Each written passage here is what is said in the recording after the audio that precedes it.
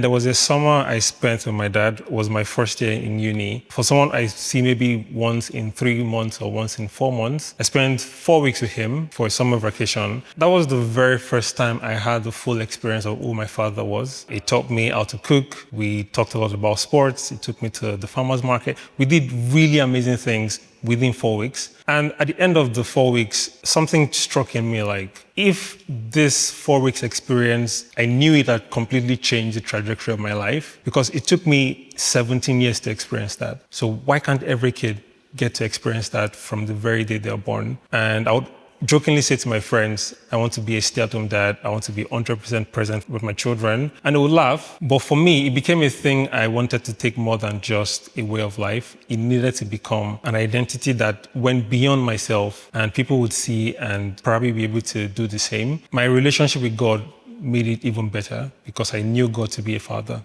Even when everything was going wrong, even when I wasn't a proud child of his, he was still there. He never left for any minute, any second. I then spent the next 8 years of my life in children ministry, just taking care of people within age 0 to 4. And I learned so much about them and then eventually graduated to teaching age 9 to 12. And I realized that most of the things a child learns within those years stays with them forever. It would take the intervention of God and grace to rework some things. So why can't you use those years to help them get better? And the same thing then started to apply to my work. In church, it's called discipleship, but then out there is like mentorship, talking to people and being able to help them see things differently, have a better perspective to life, not just what they've grown up to learn, and everything connected because the things they learned growing up is shaping the way they live their lives now. So what if they're being mentored or discipled to think differently about being a good parent, about being a good person? Someone said to me when I was 19 that if you are an exceptional business person but a terrible father,